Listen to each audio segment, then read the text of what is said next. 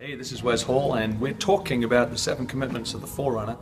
First one of those 7 commitments is to pray daily. Why should you pray daily? Well, as a believer, your very definition of who you are is you are somebody who talks to God. That's what the world thinks you are.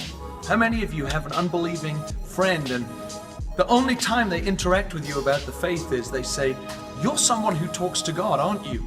And you look at them and you shrug and go, "I do?" Well, here's why you are a prayer as a believer. Without praying, you do not have a relationship with God. Relationship is based on communication. And without communication, there is no relationship. We've made prayer too complicated. In essence, prayer is praying with God. It's us talking to God and God talking to us. Jesus said it this way in John 15, "Abide in me, for without me, you can do absolutely nothing." There is a sense in which the most important aspect of your life is your prayer life.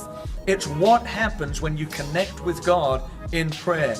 In prayer, we receive God's affections towards us. We are renewed in how He feels about us. We're strengthened in our inner man, and we have become confident in God's plans for the earth. Prayer is simply this. It's talking to God, but more than that, it's agreeing with God. When we come into the place of prayer every day, we're agreeing with God about who He is.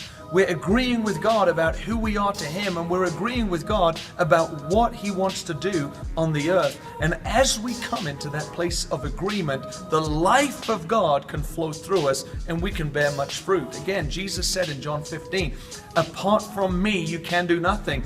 And the way that we stay connected with Jesus is in the place of talking to Him. We will abide in Him and receive from Him to the extent that we talk to Him. It's not enough to water a plant once a week. It's not enough to eat a meal once a month. We have to do it every day to maintain that life source.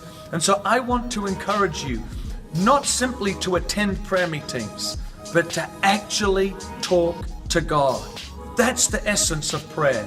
Talking to God. Make space for Him to talk to you. Do it in prayer meetings, but do it throughout the day as well. Make space for those 90-second interactions with God, and it will change your life.